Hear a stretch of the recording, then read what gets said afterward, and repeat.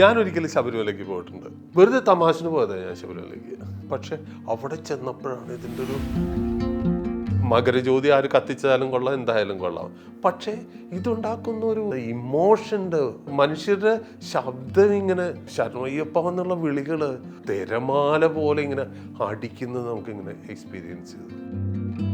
എപ്പോഴും മകരവിളക്ക് വരുമ്പോഴും അയ്യപ്പനെ പറ്റിയുള്ള എന്തെങ്കിലും ഒരു മെൻഷനിങ് വരുമ്പോൾ എൻ്റെ മനസ്സിലേക്ക് ഓടി വരുന്ന ഒന്ന്, ഞാൻ ഭക്തിഗാനങ്ങൾ വളരെ കുറവ് എഴുതിയിട്ടുള്ളൂ.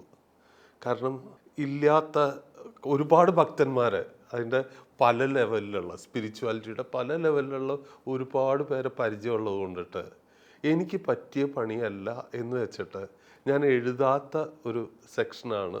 സിനിമയിൽ എഴുതിയിട്ടുണ്ട്, എന്തേ നീ കണ്ട പോലെയുള്ള, പിന്നെ ക്രിസ്ത്യൻ ഇതിൻ്റെ അകത്താണെങ്കിലും ഒക്കെ നമ്മൾ പല പാട്ടുകൾ എഴുതിയിട്ടുണ്ട്. എങ്കിലും ഭക്തി ആൽബമൊക്കെ വളരെ കുറവേ ഞാൻ എഴുതിയിട്ടുള്ളൂ. പക്ഷേ അതിൽ എനിക്ക് വളരെ പ്രിയപ്പെട്ടൊരു പാട്ടുണ്ട്. അത് പൊന്മലമേലെ പുഞ്ചിരി പൂത്താൽ അമ്പലമേടും പൊന്നൊളി തൂകും. അത് അയ്യപ്പൻ്റെ ഇത് എനിക്ക് ഫീൽ ചെയ്തത് എങ്ങനെയാണെന്ന് വെച്ച് കഴിഞ്ഞാൽ, ഞാനൊരിക്കലും ശബരിമലയ്ക്ക് പോയിട്ടുണ്ട്. എനിക്ക് ഭക്തിയൊന്നും ഒട്ടും തൊട്ട് തെറിക്കാത്ത എൻ്റെ MA പീരീഡ്, എം എക്ക് പഠിക്കുന്ന ആ ഒരു കാലഘട്ടത്തിൽ വെറുതെ തമാശന് പോയതാണ് ഞാൻ ശബരിമലയ്ക്ക് തമാശന് പോയി. പക്ഷെ അവിടെ ചെന്നപ്പോഴാണ് ഇതിൻ്റെ ഒരു ടഫായിട്ടുള്ള ഈ മല കയറുക, അതും ചെരുപ്പില്ലാതെ മല കയറുക. അങ്ങനെ മല കയറി വരുമ്പോൾ തന്നെ കാല് തട്ടി കാലിൻ്റെ അടിവശം പൊളിഞ്ഞു. ആ പൊളിഞ്ഞ കാലം വെച്ചിട്ട് ചവിട്ടി കയറി അവസാനം സന്നിധാനത്തിലെത്തി. സന്നിധാനത്തിലെത്തുമ്പോൾ ലക്ഷക്കണക്കിന് മനുഷ്യരാണ്. അപ്പോൾ പൊന്നമ്പലമേട്ടിൽ ജ്യോതി തെളിയും എന്നൊക്കെ പറഞ്ഞ്, അപ്പോൾ ഞാനിത് പ്രത്യേകിച്ച് ഒരു ഭക്തിയില്ലാതെ ഞാനവിടെ എല്ലാവരും മേട്ടിലേക്ക് നോക്കുന്നു, ഞാനും മേട്ടിൽ നോക്കി നിൽക്കുന്നു. ഇത് കഴിഞ്ഞാൽ അവിടെ ജ്യോതി തെളിയുന്ന സമയത്ത് സന്നിധാനത്തു നിന്ന് ശരണം വിളിച്ചു കൊടുക്കുന്നു. ഇത്രയും മനുഷ്യർ ശരണം ഏറ്റു വിളിച്ചിട്ട് മല മുഴുവൻ, ഈ മലമേട് കംപ്ലീറ്റ് വൈബ്രേറ്റ് ചെയ്യാണ്. എനിക്കിപ്പോൾ പറയുമ്പോഴും എൻ്റെ രോമം എഴുന്നേക്കും. കാരണം അതൊരു എന്താ പറയണ, മാസ് ഹിപ്നോട്ടൈസ് ചെയ്യപ്പെടുക എന്ന് പറയുന്ന ഒരു അവസ്ഥയുണ്ടല്ലോ. ഈ ഒരു ഫീലായിരുന്നു. മകരജ്യോതി ആര് കത്തിച്ചാലും കൊള്ളാം, എന്തായാലും കൊള്ളാം. പക്ഷേ ഇതുണ്ടാക്കുന്ന ഒരു ഇമോഷൻ്റെ, അതായത് മലയിലിങ്ങനെ വേവ്സ്, ഇങ്ങനെ മനുഷ്യരുടെ ശബ്ദം ഇങ്ങനെ ശരണയ്യപ്പ എന്നുള്ള വിളികൾ തിരമാല പോലെ ഇങ്ങനെ അടിക്കുന്നത് നമുക്കിങ്ങനെ എക്സ്പീരിയൻസ് ചെയ്തു. ഞാനിത് പറയാൻ കാരണം എന്ന് വെച്ച് കഴിഞ്ഞാൽ, എൻ്റെ ചെറുപ്പത്തിലേക്ക് ഞാൻ കാലെടുത്ത് വെക്കുമ്പോൾ എൻ്റെ മനസ്സിലേക്ക് ഓടി വരുന്ന ഏറ്റവും പ്രിയപ്പെട്ട, ഏറ്റവും വാത്സല്യം തുളുമ്പുന്ന ഒരു മുഖമുണ്ട്. അതെൻ്റെ അമ്മുമ്മയുടെ മുഖമാണ്. ദേവകി അമ്മുമ്മ അസാമാന്യ മുരുകഭക്തയായിരുന്നു. അമ്മുമ്മയുടെ എല്ലാ കാര്യങ്ങളും സാധാരണ മനുഷ്യരിൽ നിന്ന് വ്യത്യസ്തമായിരുന്നു. യഥാർത്ഥത്തിൽ ഞങ്ങളൊക്കെ താമസിച്ചിരുന്നത്, ചെറുപ്പത്തിൽ താമസിച്ച അച്ഛൻ്റെ വീട്ടിലായിരുന്നു. അച്ഛൻ്റെ വീട്ടിൽ നിന്ന് വെക്കേഷൻ ഏതെങ്കിലും ഒഴിവ് കിട്ടുമ്പോഴാണ് ഞങ്ങൾ വലിയൊരു ആഘോഷപൂർവ്വം അമ്മയുടെ വീട്ടിലേക്ക് വരിക.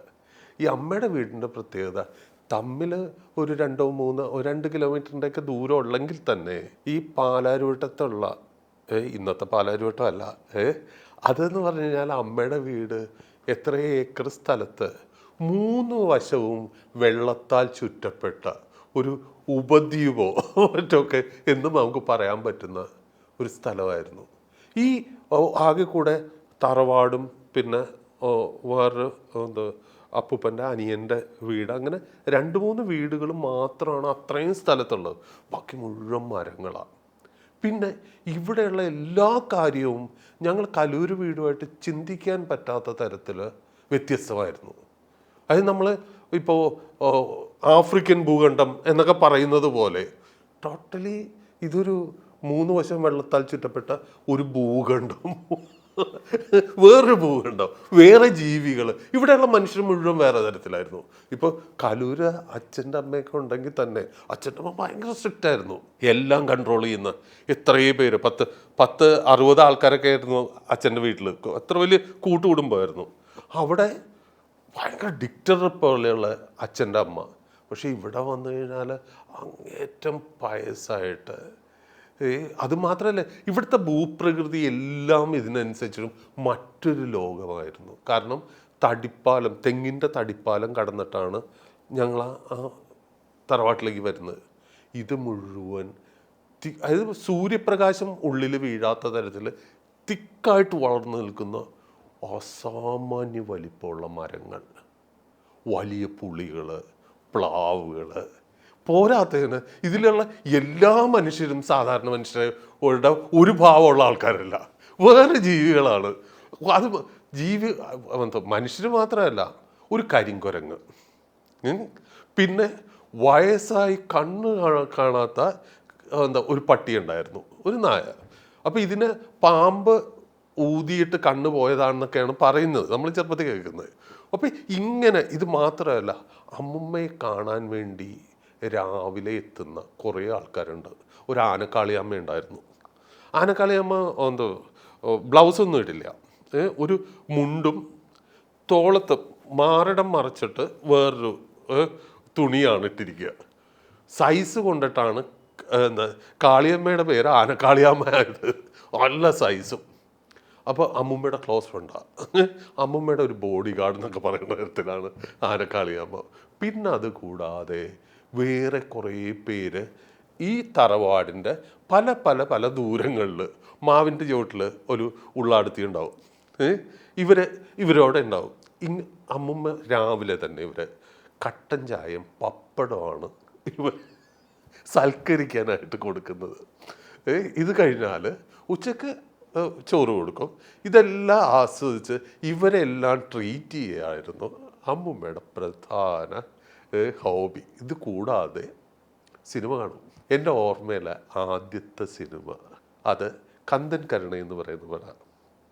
അത് പലയിടത്തുനിന്നും തമ്മനം റൂട്ടിൽ ഓരോ ഓല മേഞ്ഞിട്ടുള്ള തിയേറ്ററിൽ പോയിട്ട് എൻ്റെ ചെറുപ്പത്തിൽ ആദ്യത്തെ ഓർമ്മയാണ് സിനിമയെ പറ്റിയുള്ളത്.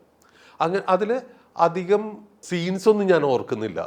പക്ഷെ ഒരു കാര്യം ഞാൻ, അമ്മുമ്മയാണ് നമ്മൾ അപ്പോഴൊക്കെ ശ്രദ്ധിച്ചുകൊണ്ടിരിക്കുക. കാരണം എപ്പോഴൊക്കെ മുരുകൻ സ്ക്രീനിൽ വരണുണ്ടോ അപ്പോഴൊക്കെ അമ്മുമ്മ മുരുക മുരുക മുരുക എന്ന് പറഞ്ഞിട്ട് തൊഴുതുകൊണ്ടിരിക്കും. പക്ഷെ അന്ന് മനസ്സിൽ പതിഞ്ഞ ഒരു പാട്ടുണ്ടായിരുന്നു. ആ പാട്ടിൻ്റെ അപ്പുറത്തേക്ക് ജീവിതത്തിൽ ലോകത്തിൽ ഇത്രയും പാട്ടുകൾ നമ്മൾ പിന്നീട് കേട്ടിട്ടുണ്ട്. പക്ഷെ അതുപോലെ എനിക്ക് പ്രിയപ്പെട്ട മറ്റൊരു പാട്ടില്ല. അത് തിരുപ്പരം കുன்றത്തിൽ നീ സിരിത്താൽ മുരുക തിരുത്തണി മലൈ മീതെ എതിരൊലിക്കും.